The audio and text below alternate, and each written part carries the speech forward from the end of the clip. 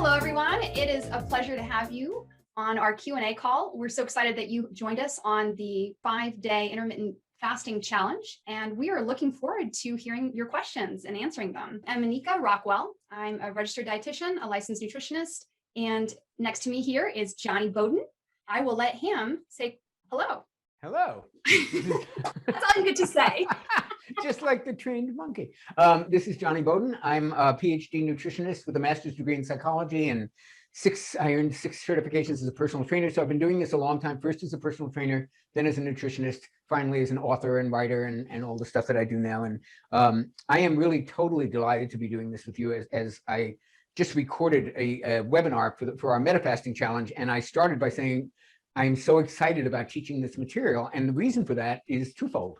The first is that I had a personal experience with fasting over the last year that I had not had prior. So while I knew about how amazing fasting can be for so many different health conditions, and I knew the literature, I didn't really have a personal experience of it. I wasn't really able to do it. I just kind of knew it was a good thing. And this year, during the pandemic, I was able to do it. And I did a 5-day fast, a particular kind of fast, which we'll mention if it comes up in questions, but we talk about it in our course, the fasting mimicking diet. It's 5 days. And it was a very profound experience for me. It really taught me not just about my body and my need for food and how much of it is in my mind and how much of it is in my body, but it also liberated me from the compulsion for sweets. And I realized how driven many of us are by that compulsion. I certainly heard about it for 30 years of coaching people. I've known how people feel about sugar addiction, but I haven't really experienced freedom from craving of sweets myself. And I did during the fasting period. So that was one of the big drivers for me to really want to teach this stuff, because I saw it firsthand. But the second driver is as an educator. So I've been teaching people about weight loss or coaching people on weight loss for 30 some years. I started at Equinox Fitness Clubs. I was the dean of the Equinox Fitness Training Institute. We taught trainers, we taught clients, we had workshops, we did all that stuff. And I've been teaching about weight loss. And frankly, it's exhausting. And I'm sure it's exhausting to you, because the diet wars and the debates and the pros of this kind and the cons of this kind and the different points of view about veganism versus carnivore, it's simply exhausting. And I'm sure people who are listening to this who've been on more than 3 diets are pretty exhausted by it as well. So now, out of the clear blue sky, it seems, a technique, fasting, which has been around for thousands of years, all of a sudden gets popular. All of a sudden, everybody's talking about it. It's in every magazine article. It's all over the place. And it can be effective, it is effective, as a tool for weight loss. Now, if you're an educator like me, this is an amazing opportunity, because there are many people who can't stick to diets, don't want to stick to diets, have given up on diets, find them complicated, contradictory, all this stuff. And now here's a technique that if you could stop eating for a certain number of hours a day, that could change your metabolism. And all of a sudden, millions of people who gave up on health and fitness are going, wait a minute, I think I could do that. So now we have a whole new opportunity, people like me and Annika, we got a whole new interested group who want to not only lose weight, but maybe feel better. And I know that if they do this technique, they're not just going to lose weight. Other stuff's going to happen. And now questions are going to start to come from people who are starting this. I've seen this in my practice. I'm sure Annika's seen it in her practice. Now people are going, I feel so good on this. I want to feel this way more often. Hey, is there something I could do with the hours that I am eating that could improve it a little bit so that I could keep these feelings a little longer? What about if I exercise? All of a sudden, you have millions of new people who are interested in getting healthy, which is what we have been teaching for our entire lives. And now you have a new audience for it. And their portal into it is this rather easy technique that's giving them results where nothing else has. And now they're interested in what we are saying about sleep, about stress, about relationships, about being out in greenery and getting some sunlight, and all these things that we know contribute to health, but that people weren't listening to because they weren't losing weight. And now we got them interested.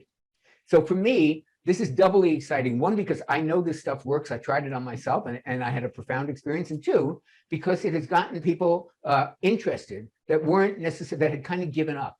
And so it's a very exciting moment for me, I think for Annika to introduce you to this stuff, and hopefully to have you want to continue on your health journey. And that's what my greatest hope for this is. Amazing, Jonny. And also I want to offer a little something else on my end as far as fasting goes and my introduction to it. I've been fasting for over 25 years, and I started fasting in my mid-20s, I'd say.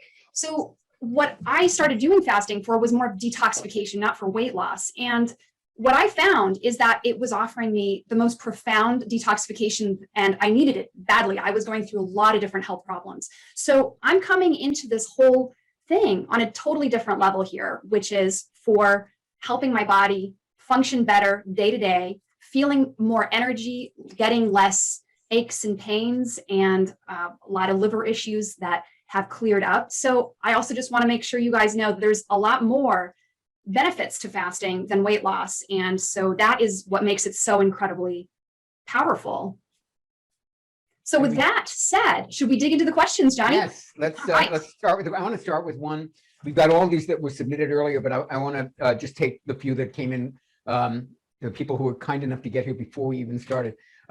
So Liz asks, and I'll go back and we'll get Marty's. She stays up till midnight and gets up around 9. Does bedtime matter with hormones? I would say that in your case, no.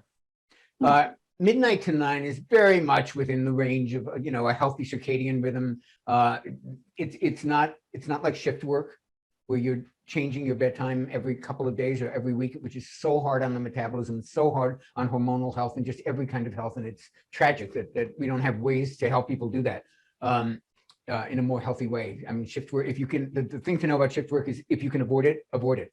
But that isn't your case. Your case is your bedtime is somewhere, maybe on the late side of, I don't know what even normal is, but you're getting a good 9 hours. And I think that is far more important to hormonal health than whether it's from 10 o'clock at night to 6 in the morning, which is me, or 12 to 9. I don't think that makes the slightest bit of difference. So yes, sleep makes a difference to your hormones, but a regular bedtime with a regular slice of 8 to 9 hours every night the same, that's not going to make any difference other than a good one. I'd like to add a little something to that too. What I noticed over the years is that even though I used to go to bed at midnight regularly, and then I started dialing my bedtime to earlier. So it was more like 9:30, 10 o'clock. And I did notice a big difference, but there was something else that's even more powerful. And this is for hormonal health, because I definitely am going through that change. And there's a lot of things going on that I need to dial in for hormones. But I will tell you that more important than the hour that you're going to bed is your exposure to lights in the bedroom, whatever you are exposed to that is, the blue lights. So I don't know if any of you guys have heard of these, like the orange glasses. So you wear them at night, and there's all different ones online. There's some that are much better quality than others. But if you're going to be watching TV or at your computer or looking at your phone, which emits very, very strong blue light, that is in fact going to have very negative effect on your melatonin production, and it's going to keep your cortisol elevated at night. So what you want to do is make sure that if you are going to be going to bed at midnight, definitely be aware of the lighting in your home and look into this, because there's a lot of research on lighting and how to change out the bulbs. You're going to want to get either red or amber orange lights, or just wear those glasses. It will help tremendously as far as hormones. So I encourage you to look into that. And if you can get your bedtime to be a little bit sooner, you can experiment, like go to bed at 10 or 11, start moving it down, see if it makes a difference in how you feel. If it doesn't, then great, just use the blue light blocking glasses.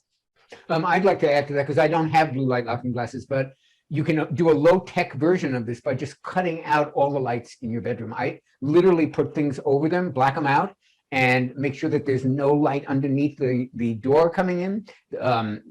The blinking lights from electronics and stuff like that, bad. But I don't know, Annika, you might feel differently. I think that you can pretty much make a blackout room without even wearing the glasses. And well, when you're sleeping, you don't want to wear the glasses. It's not comfortable. But in general, I'm just saying, if you're watching television in your bedroom, or if you're on your phone, or if you're working late at the computer until midnight, those are the problems that I'm looking for people to address using.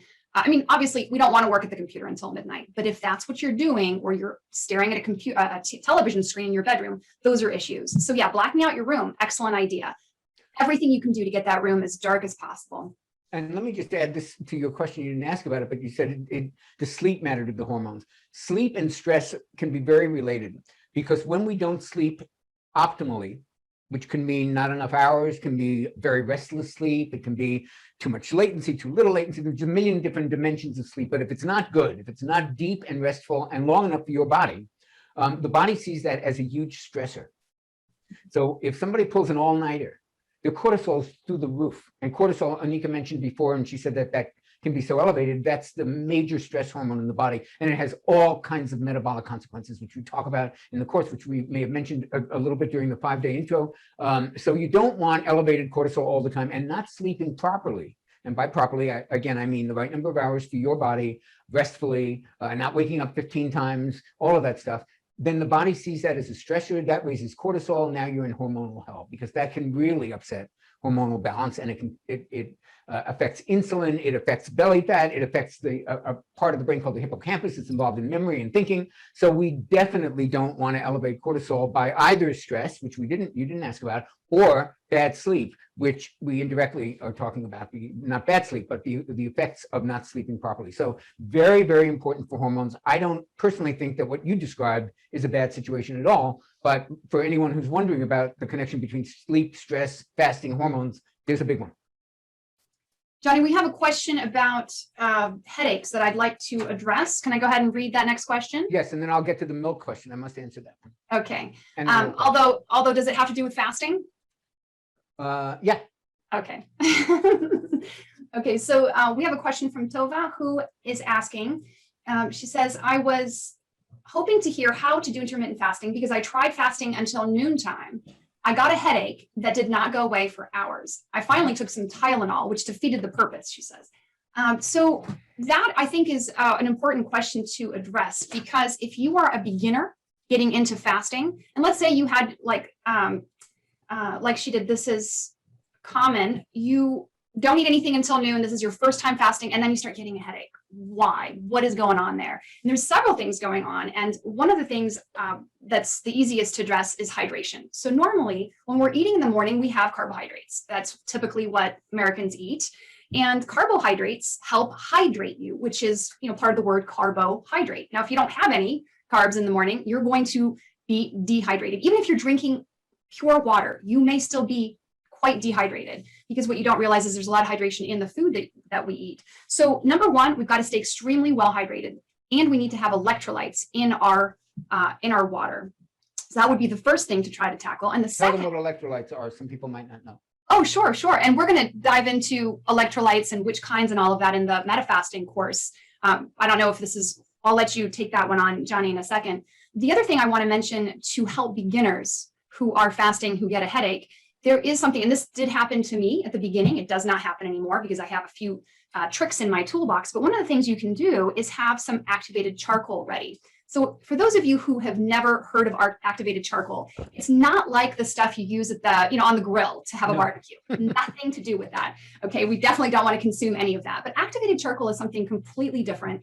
And it is one of my favorite supplements of all times. And I will tell you why. I am prone to headaches like crazy. And I take charcoal, and so does my daughter as well. This is like our miracle pill. Anytime that we start to like detox, we start getting like headachy type of symptoms. The activated charcoal, maybe 4 capsules or so, will take it right away. So if you're fasting, some people do really well just preparing at the beginning. Just pop a few charcoals, because what it does is it absorbs all these toxins that could potentially cause inflammation and cause the headache.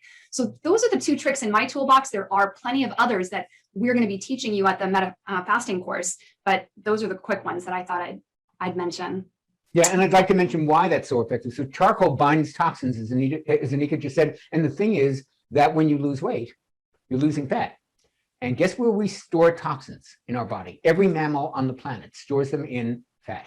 So when you're starting to break down fat, guess what gets released in the body? And guess how lousy you can feel. So sometimes the symptoms of headaches and lightheadedness, I mean, there are an endless number of symptoms, but headaches is certainly at the top of the list, or in the top 10, can be caused by this release of toxins that is coming because you're losing some fat, and some fat cells are breaking down and they're releasing all the toxins.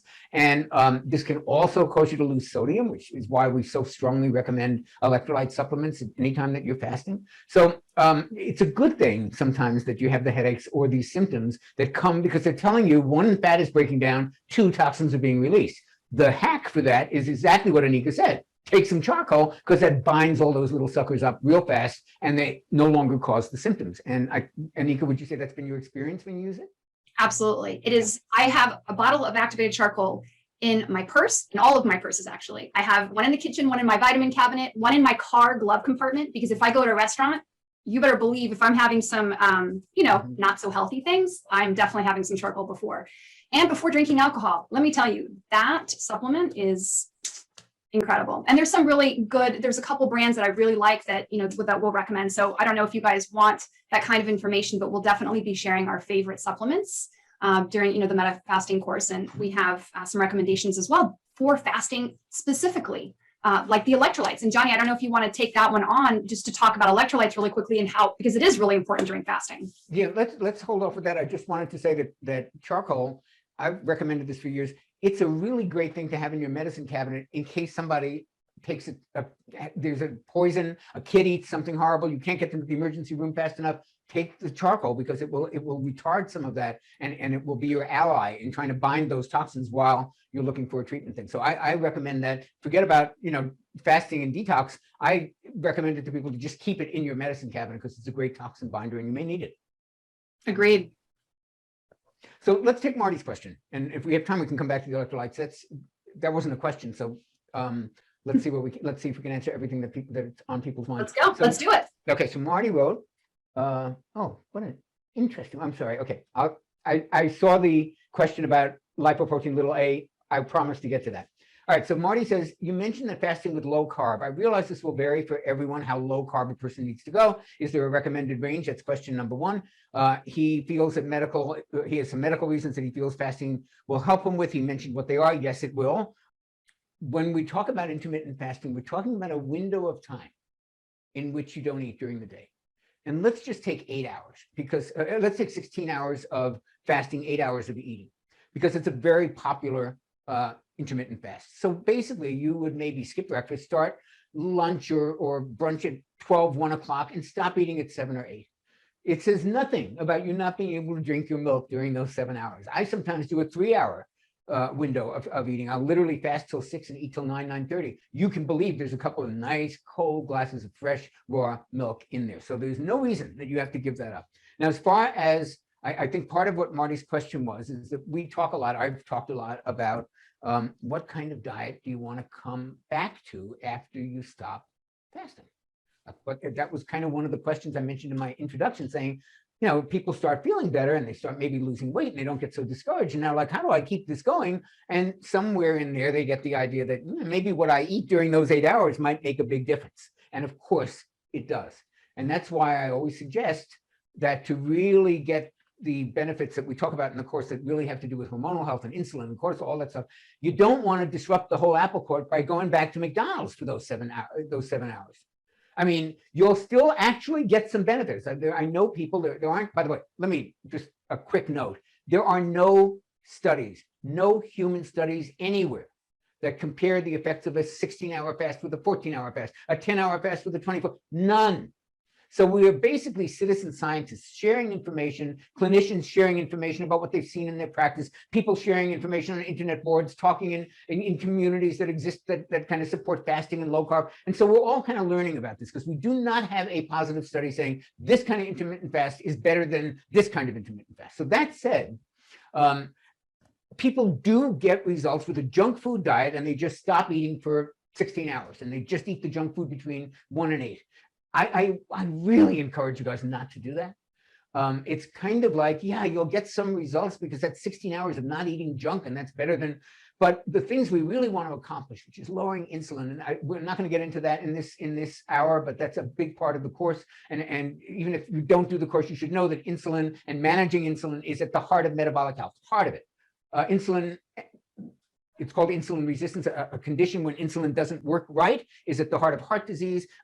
Jason Fung says cancer. Some people say it's the heart of every chronic disease we know of. I wrote a book saying it's at the heart of heart disease.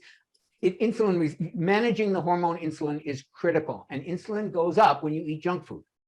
So you manage it, you do this fabulous technique that really helps you get insulin under control, and for 88% of Americans, it's not. So you get this great technique. It feels like you're undoing it if you eat junk for those 7 hours, but you could do it and probably still lose weight. I encourage you not to.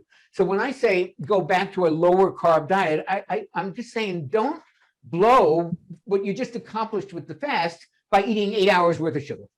And generally speaking, a lower carb diet is going to be lower in processed carbohydrates, lower in sugar, lower in high fructose corn syrup, lower in gluten, lower in grains, and it's just going to be lower in all the things that make us sick, fat, tired, and depressed. So I recommend going to a more whole foods, lower carb diet when you're not fasting. You don't have to, but that's what I would recommend.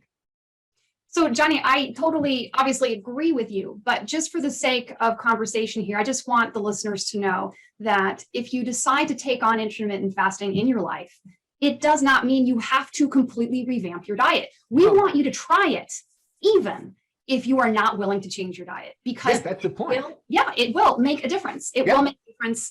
And you will probably want to improve on your diet for the shorter window of time that you're eating. But don't think about it right now. If that's the reason you don't want to try fasting, then just drop it. Don't even worry about that. Just worry about doing the intermittent fast, following our guidelines to do it right, and minimizing, any discomforts, etc.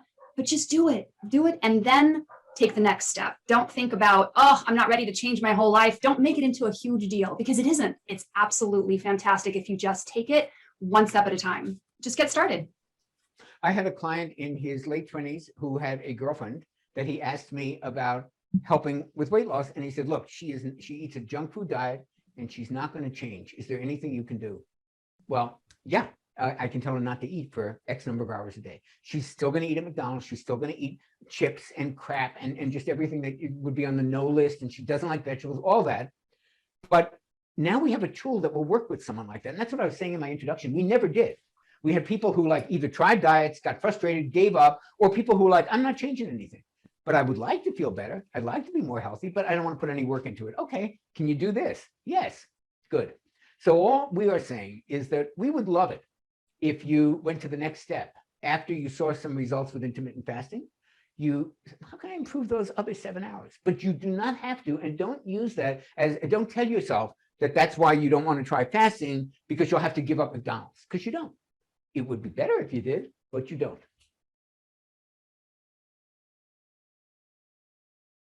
Oh, I just lost your sound. Questions? Can you hear me? Oh, there you go. Yeah, let's go ahead and take the next one so we can get through this long list. Do you want to take the How about this one? Is intermittent fasting good for high levels of lipoprotein small a? What's the best diet for it? So let me just say, for those who don't know, lipoprotein small a, it's written as a capital L, small p, and then a in parentheses, is one of the biggest risk factors for heart disease. It's also one of the least modifiable. And it's one of the reasons you don't hear about it that much, because doctors know there's just nothing they can do about it. And if you have high lipoprotein little a, you do what you can, you try to get the rest of the risk factors down, but there isn't a lot. My co-author on The Great Cholesterol Myth, Steve Sinatra, very big on lipoprotein little a. He's a big believer that that's one of the biggest drivers. And he does think that there are some things that may help, some food things that may help, like natto, things that are just, not really in our diet, but may help. But generally speaking, the literature shows that there isn't much you can do about lipoprotein little a. So I don't know that I don't think there's a single study that looked at that and looked at fasting and lipoprotein little a, but I would tend to think it doesn't make much difference one way or the other. So what I do think is that lipoprotein little a is just one of many risk factors for heart disease. And my belief about risk factors in general is that they're like odds. It's like, well, this one decreases the odds, this one increases the odds. And yeah, you may have one that increases the risk for heart disease a little and may not even be able to do much about it. Age is one of those factors. But there's this number that you can do something about. And if you do something about all those, this one may not matter so much. So that's my view on the kind of the fixed factors, if you will. A question about, can you have wine or alcohol during a fast? So I'll take a stab at the first part of the answer. So there's a couple things that you could be asking, Debbie. I don't know if you're asking during the time that you are actually fasting, can you have alcohol? And if that's your question, let's say you're extending your fasting window is until noon. Can you have alcohol before noon? No, you can't. So if that's what you're asking, which I don't think is your question actually, if you're fasting for 3 days and you're not eating at all for 3 days, which is not at all what this course is, what this challenge is about, then all. Yeah, I don't think that. So basically, you can have alcohol, but it would be during the time that you're eating. So it would be during your eating window. That would be the answer to the question. Exactly. Now, other questions have come in about things like coffee. And going back to Marty's question about milk, I don't know if you use it in the coffee, but there are different views of coffee and fasting. I'll give you the pros and the cons. Caffeine is a drug. And when you fast, you're kind of trying to do both a detoxification and, weight loss. I really want everyone to remember that weight loss is not why fasting was invented. Why people didn't do it 2,000 years ago for that. They did it for spiritual reasons and for mental clarity and for all kinds of things. So we weren't doing it to lose weight. So this is a relatively recent discovery of its side effect, that it can be used to do that. But so coffee and stuff like that, it is technically, it's a drug. And so if you're really going for detox, if you're going for that last bit of, I don't want Tylenol in my system, I don't want medicine, I want, as much as I can to get rid of all that stuff, yeah, it's probably not a great idea. But I think I have a different point of view about that. Coffee also will, if you're a coffee drinker and you stop, that's a kind of a prescription for headaches. And there's a reason for that. And we don't need to go into it, but it happens. If you're really addicted to coffee, or you drink a lot, or you even are acclimated to coffee a lot, 3 cups a day, something like that, and you stop, it may be uncomfortable. You may feel lack of energy. So there's a lot of downsides to stopping it. And the upside is only you won't have caffeine. I don't personally, Annika could feel differently. I don't think caffeine is the worst drug for us to ever be exposed to. There is a huge difference in how people respond to it. Some people have the PK, I forgot the name of the gene, but there is a gene, a coffee, CYP1A. There is a gene that actually tells you, your body, whether you process it quickly or whether it stays in your system a long time. People who have it stay in the system a long time may get jittery. People who don't have no problem with it. So I don't think it's something that everybody has to avoid. And there are fasting experts. And I mentioned Jason Fung as one of them because he's really one of the fathers of intermittent fasting in this country, certainly the person who popularized it the most and has the most authoritative encyclopedia of fasting available. And he's a big, yeah, drink the coffee, man, it's fine. And they won't tell you to drink 6 cups a day, but Jason, I think, gives you 3 cups, and Marty, you can use cream in it. So again, that is not universally agreed on. Jen Steffens wrote a terrific book on fasting. I find that I agree with her on a lot of things. She is strict. She is not only can you not have coffee, you can't have artificial sweetener, you can't have, very strict. People have different views, and a lot of it depends on what the goal is. Like Annika said, when she never had a weight problem. When she started doing this, it was largely for detoxification purposes. You might want to be a little more strict if that's your main reason. If your main reason is weight loss, you might be able to have a little bit of leeway with things like coffee and cream. So a lot depends on what you're willing to give up and what your goal is. For me, the last drop of detoxification is not as important as making a fast pleasant and joyful, and taking away coffee is going to not make it pleasant and joyful. So I'm willing to give up that much detoxification in order to get pleasant and joyful. So I think, again, it becomes a matter of like, who are you? What do you need? What's going to work for you? On the topic of making the fast pleasant, I'd like to chime in, and also the fact that it's on the topic of coffee, because we do have quite a few different types of fast that we talk about in the metafasting course. It's not just one. One of the things that I do that I absolutely love is I do Bulletproof Coffee fasting. It is having coffee with butter, unsalted butter, and MCT oil. And there's a special recipe for it. Oh, wait, we got, turn it that way. There we go. Got your brain octane there. Yeah. So there's some MCT. You always want to get the C8 MCT oil. It does make a difference. So I personally use Bulletproof Coffee in the mornings when I'm fasting. Not always, but it really makes the fast. I mean, it doesn't feel like I'm fasting. And actually, it's called a modified fat. It's a fat fast. So again, depending on what your goals are, you can have a coffee without anything, a black coffee, or you can have a coffee with some add-ins, and you can still achieve the results that you are looking for, depending on what it is that you're going for. But let's say it's something that you should definitely try if you're a coffee drinker. And if you haven't tried a Bulletproof Coffee, see how it works for you. I don't know, it works great for me. I absolutely love it. And I'll do like a decaf sometimes, or a half decaf, half calf. You got to, do whatever floats your boat. There's also the mushroom coffee, which is absolutely amazing. The 4 Sigma, is that the name of the brand, Johnny? Do you know what I'm talking about? No, 4 Sigmatic. 4 Sigmatic, that's it. Thank you. Great. Yeah. So lots of fun options. You do not need to make this an unpleasant experience. For years, I was told by my trainer to eat every 2 hours and that breakfast was the most important meal of the day. How many people have been told that? Raise your hand. Everybody, right? Now people are talking about skipping breakfast and going for hours without food, like it's a good thing, which is the exact opposite of what I was taught. Won't not eating make my body go into, how many people have heard this, starvation mode? So let's unpack some of that. There is a huge difference between fasting and starvation.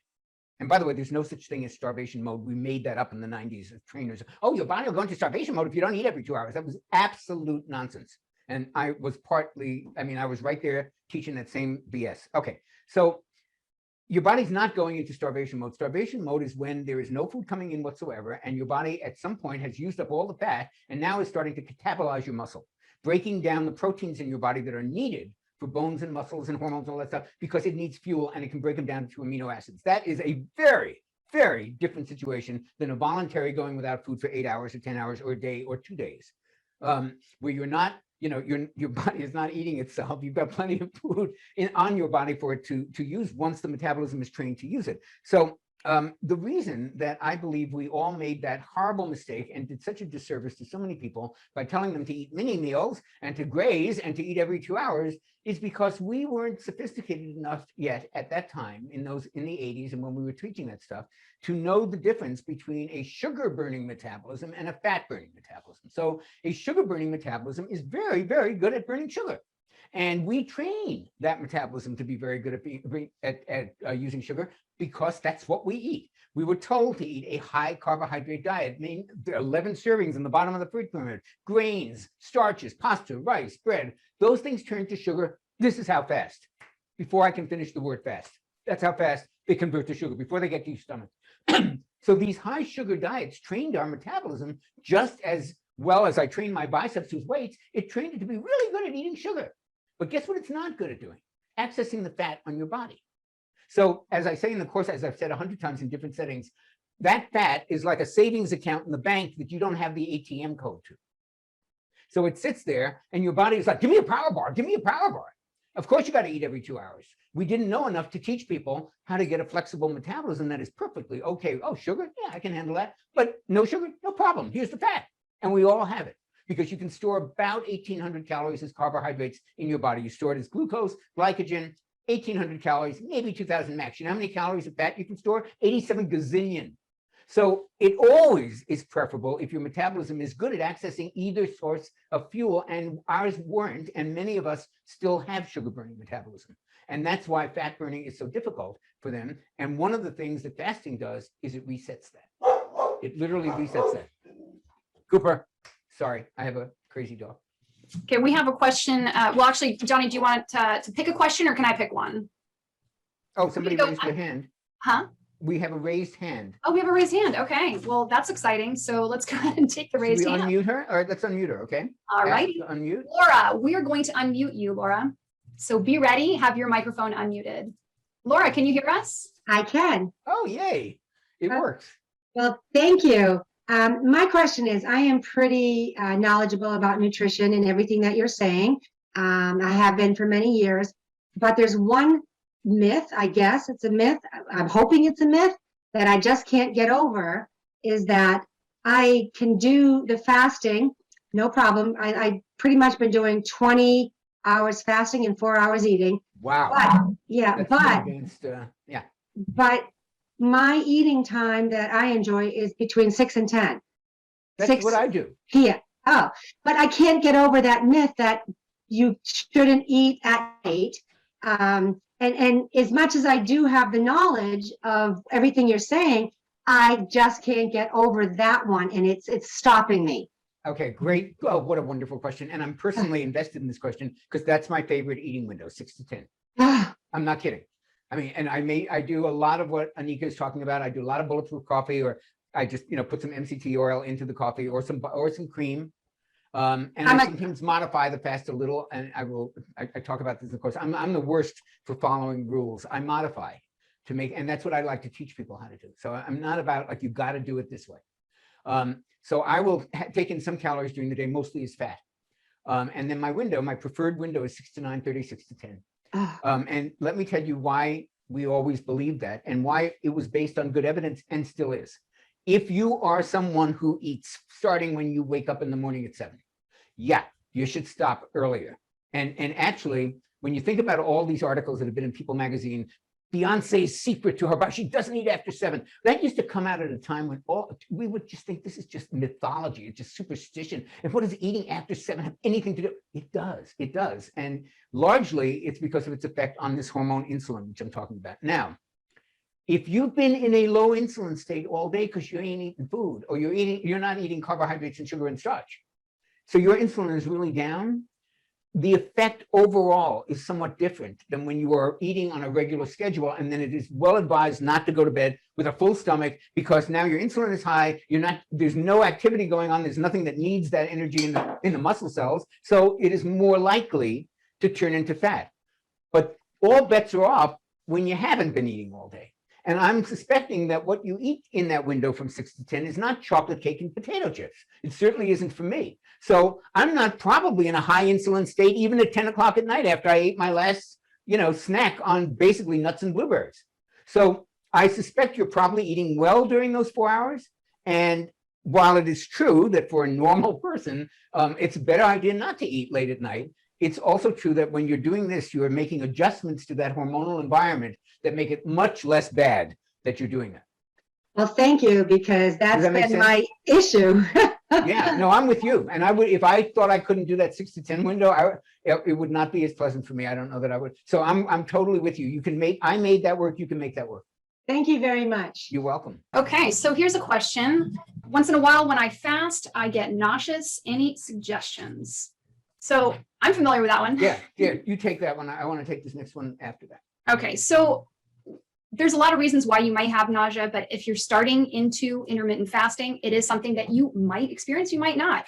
I personally have a trick that I use that gets rid of it. I have a history with nausea as well. Like, I was nauseous for 10 months during my pregnancy and even after giving birth. It was just like the perpetual nausea. Any opportunity that comes up, I get nauseous. But okay, so there's two things. You're probably thinking I'm going to say activated charcoal, but no, it can help, absolutely, but not as much as apple cider vinegar. So raw apple cider vinegar. There are a couple brands out there that are organic. That is what I recommend. Now, here is the trick. You can start with 1 teaspoon. If you've never done this before, you can just start with 1 teaspoon in water, like 1 to 2 cups of water. Why don't you try it before you're nauseous first, okay? If you've never had it in water before, because I wouldn't want you to try it for the very first time when you're nauseous. But let me tell you, 1 teaspoon to 1 tablespoon of apple cider vinegar in a glass or 2 of water. You start drinking that, the nausea will go away completely. And it helps you get over that hump to the next level so that your body can start burning ketones. There's a lot of different things and tricks you can use to start kind of moving your body, helping your body move into that direction. But there's something very magical about apple cider vinegar that just completely takes away that nausea. And then I personally can keep going for another 3-4 hours after I have the apple cider vinegar. It just completely takes the nausea. And the nausea can be severe for me in the beginning. Some mornings, depending on, usually it's when I've not been so good the night before, like maybe had a restaurant meal or had alcohol, or I don't know, name your event. But I have found that is incredibly helpful. So play around with it, see what works for you, and do try it first when you're not nauseous. It has a lot of incredible health benefits. It helps to alkalinize the system, detoxify, it helps feed the good gut bacteria, it helps to kill yeast. It does a whole bunch of things in the gastrointestinal tract that is really good for you. So it's a good thing to do anyhow. Drink 1 cup a day, of apple cider vinegar. Not the whole, you mean of the diluted? Yeah, so it's diluted. Yeah. The recipe is 1 teaspoon or up to 1 tablespoon. If you're, if you can handle it, 1 tablespoon, but I personally can't. I only do 1 teaspoon, but it's plenty. 1 teaspoon water, amazing. It's incredible. I love it. It's part of my daily routine. I agree. I learned that from you, and it's interesting. Some of you may know I wrote a book called The 150 Healthiest Foods on Earth, and apple cider vinegar is in that book. And I never knew about its use for that, and its use and its applicability to fasting or just a queasy stomach in general. And I learned it from you. I do it every morning. It's fantastic, and it does not taste bad when it's diluted. I do a tablespoon in a cup of water. It's a great way to start the day. Jonny, do you want to pick the next question?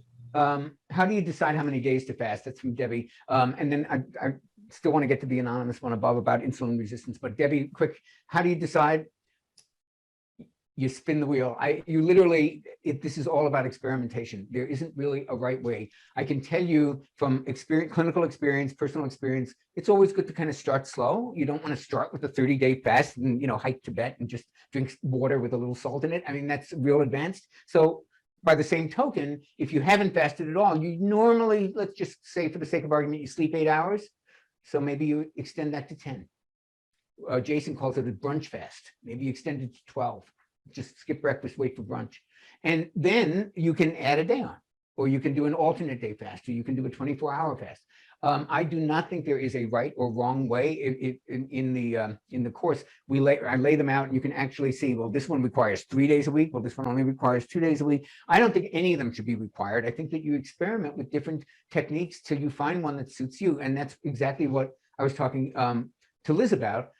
It was also with a situation that she wanted to make this work within a format that you won't see in the books, and she did, and she just didn't trust that it was really good. And I said, that's exactly what I do. So hopefully she'll know that is a perfectly legitimate way to adapt it to your needs. And my answer to you is the same thing when it comes to the number of days. You find a number of days that works for you. Maybe it's not even a whole day. Maybe it's just a daily thing of kind of getting your eating into a smaller window. Maybe it's a longer one. Maybe you find 24 hours happened almost by accident. You didn't even realize it. And you feel X, Y, Z. And you will discover this. There is not a right way to do it. And only by trying it out, seeing how you feel, and on multiple times, because there can be so many factors that affect how you feel about anything on any given day. But if you try it with some consistency, you say, this is the one that really I feel the best on. When I do this eating pattern, I get tired at 3 in the afternoon. When I do this eating pattern or lack of eating pattern, I feel amazing in the afternoon. You try it out and you see. And you have to, and that's your truth with this. I don't think, I start the fasting course off by saying there is no right way to do this. That's my perspective and point of view. I've never even talked about this with Annika. I don't know whether you agree with me or not, but I am not really a stickler for finding the perfect formula. I'm very much a proponent of finding the perfect match between, say, diet in person or fasting style in person, or basically anything in person. Not the perfect diet, not the perfect number of days to fast, but the perfect number of days for me. And that should be your goal in looking. And no one will be able to answer that for you with something, and you'll be able to answer it for yourself very easily with a little experimentation. Absolutely. No, I agree with you, Jonny. And I think what I love about nutrition is actually being able to customize and personalize the experience for each individual as much as possible. Yes. Because that is where you truly get some big changes in your life. And in order to have a customized or personalized program, you've really got to be willing to experiment. So take the smallest step possible forward and keep moving. And I think that is great advice, Jonny. I think we're probably only going to have time for 1 or 2 more questions, depending on the length of the answer. But there's one right here that has been up there for a while that I really want to talk about. First, because the question's been patiently waiting so long. But the person said, I don't even know if it's a man or a woman, doesn't matter. I look in the mirror and I look like the classic picture of insulin resistance metabolic syndrome.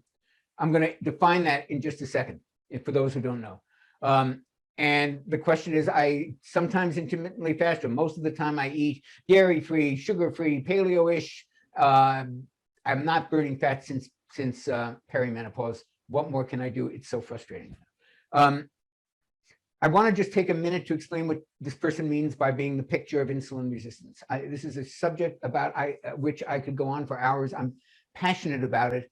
Insulin resistance, in my opinion, is at the heart of just about every chronic disease you can name.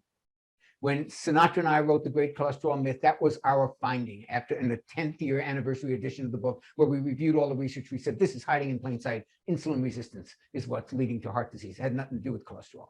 And other people have come to that same conclusion. So what does it look like? It looks like a big apple belly. There's a couple of measurements you can actually use. The low-tech measurement for insulin resistance is if you're a man, 40-inch waist, very likely. Woman, 35-inch waist, very likely, not perfect, but that'll give you an idea. And insulin resistance is exactly what I was talking about when I was talking about a sugar-burning metabolism. This is a metabolism that can't access fat. So insulin, which is the hormone that gets rid of sugar in the bloodstream, is always on high alert. And there are some studies that show it can even be triggered in these people by a smell. I mean, they go into insulin mode at the sight of Ben & Jerry's. Why does it matter? Because insulin is the fat-storing hormone. Tattoo that under your eyelids. Insulin is the fat-storing hormone. We spend an entire section on this in the course because it's that important. So one of the things that fasting helps with is it lowers insulin, because if there's no sugar in your bloodstream, guess what? There's no need for insulin to wake up, go out there and try to shovel it out of the bloodstream and get it into the cells, which winds up by being in the fat cells, by the way. So fasting is an amazing intervention for insulin resistance. Now, again, you can't go back to eating sugar for the 6 hours that you are not fasting, but it is wonderful for that. And there's documentation on this. It's also called metabolic syndrome. So insulin resistance is basically when the muscles won't listen to insulin anymore because there's too much of it. So everything goes to the fat cells. And after a while, it won't even go to the fat cells. Now you got high blood pressure, high blood sugar and high insulin. That's the definition of diabetes. Diabetes is pre-heart disease. So that's the connection to insulin resistance. So you're absolutely right. If you feel like that's what it is and you're not burning fat, that goes together very well. And I know how frustrating it can be when it is mixed with the issues involved in menopause. And Annika can certainly address that even better. But then you've got the whole hormonal cascade that goes on with menopause, in addition to cortisol and insulin going crazy and trying to store fat and burn fat, and you're not getting anywhere. So my suggestion would be, well, certainly, and Annika can maybe address the hormonal part of menopause and have a suggestion about that, but I would certainly not give up on intermittent fasting. I'd probably be stricter. You mentioned in your letter with a few more details that 80% of the time you're good. You might have to up that. It's not fair. It's not fair that people can get away with being good 50% of the time, and you might have to be 90 or even 100% of the time, but metabolism isn't fair. It's just like gravity. So you can either work with it or you can pretend it's not there and it's not fair and you can keep falling on your butt.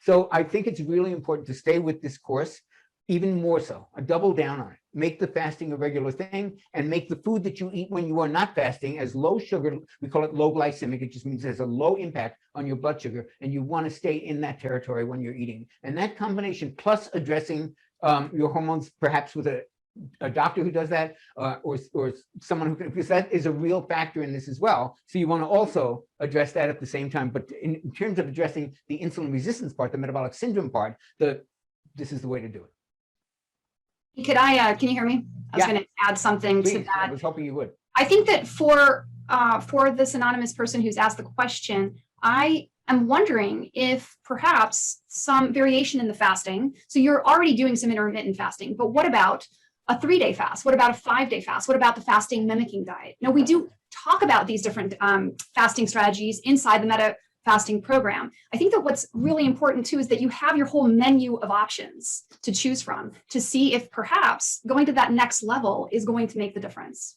I think we have time for one more, and it's a short one. You can answer it. We were just talking about it on the phone the other day. Any caution flags if you take thyroid meds? On the list of medications that it has been found to take safely during fasting.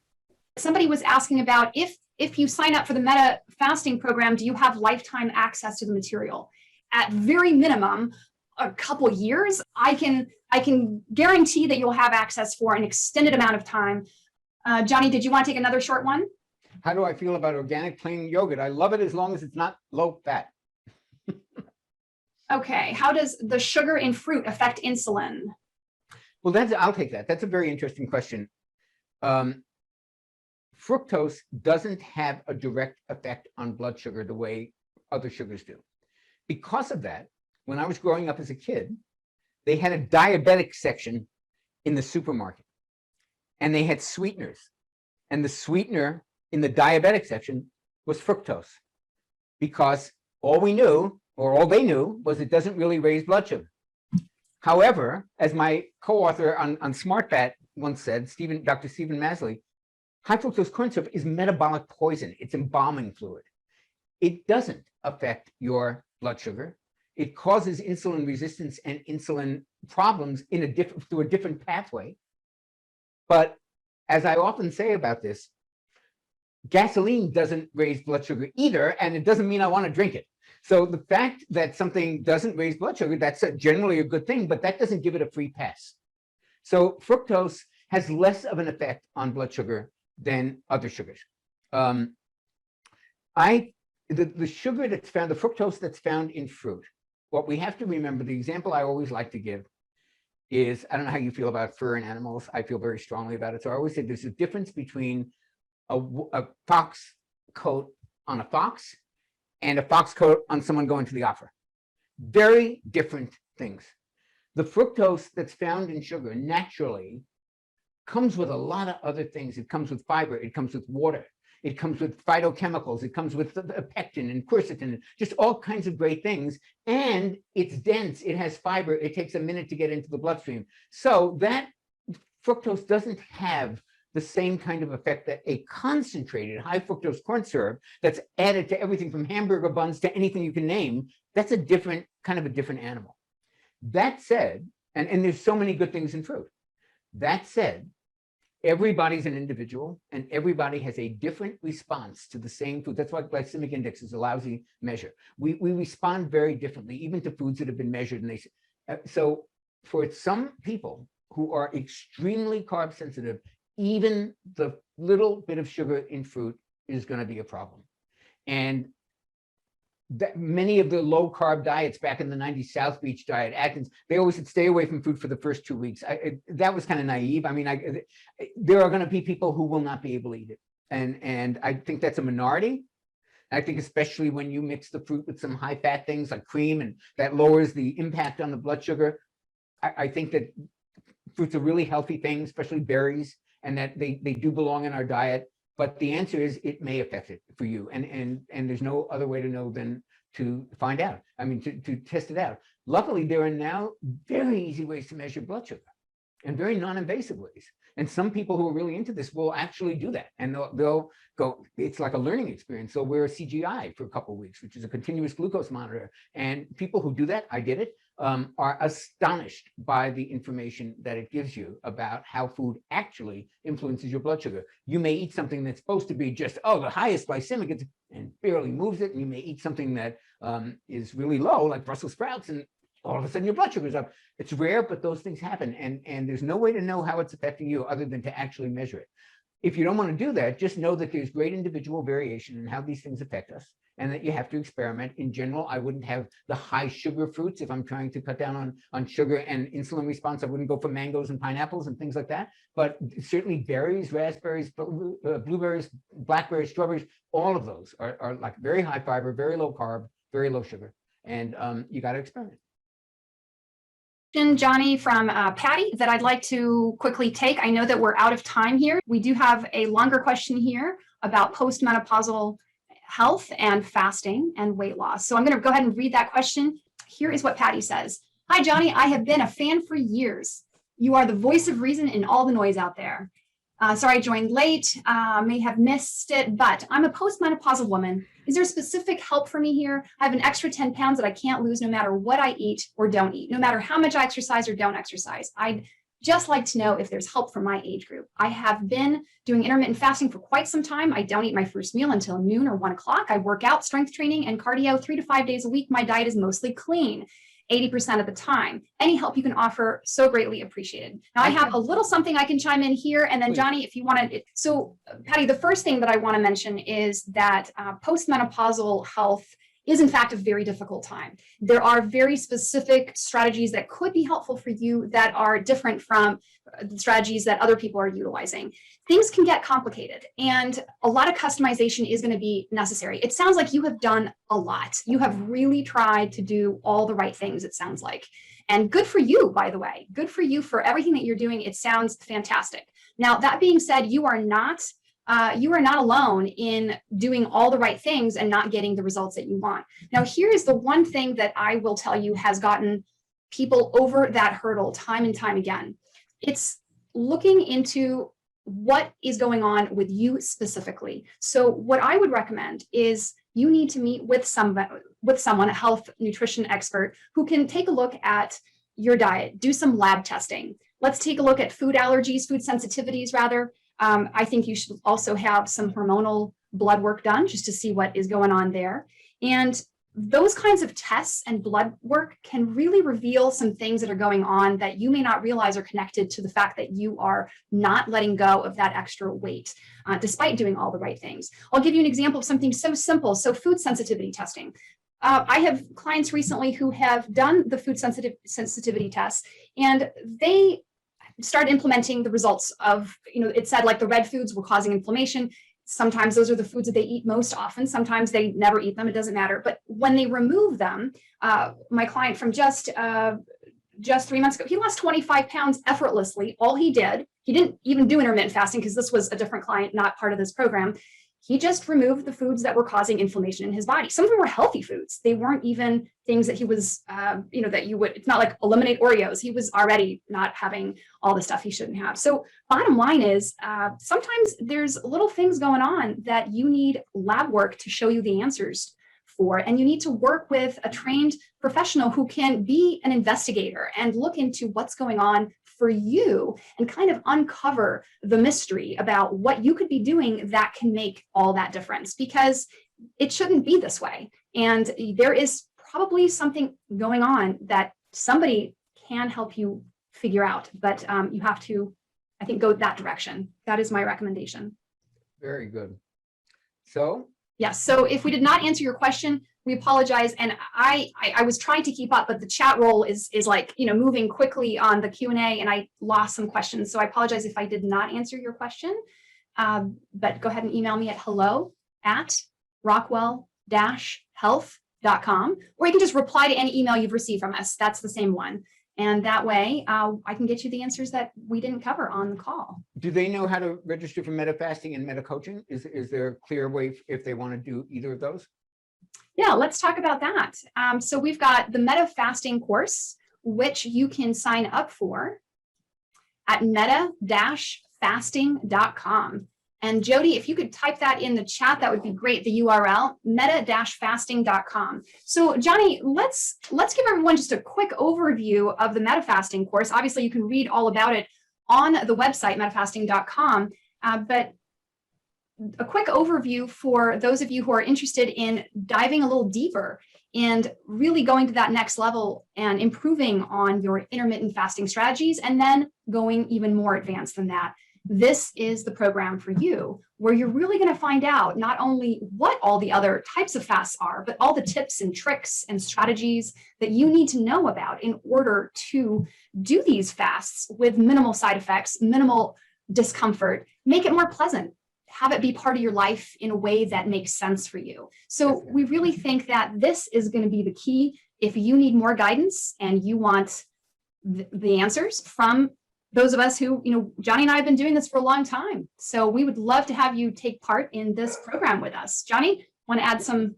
No, and then those of you who like what we're doing here and want more of that, we have a meta coaching program, which is basically 6 sessions with the 2 of us, and we will literally dig down on every question as much as we possibly can. And if we don't get to them, then we'll handle them by email. But it will be like coaching, except it will be in a group format. And I'm a big believer in group formats.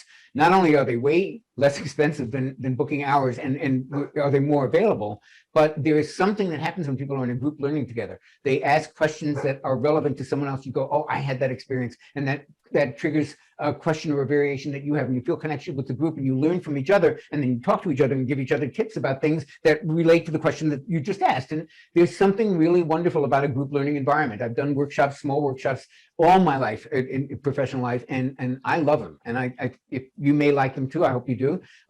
And it'll be basically Annika and me just answering anything that you can think of. And the reason that I make it a little broader than just about fasting is because when you get into it at that level, you see that it does affect other areas of your life. And there are other things to talk about beside the food part and the exercise and the supplements you should take and what you can do to reduce stress. We do that in meta fasting, very important basics.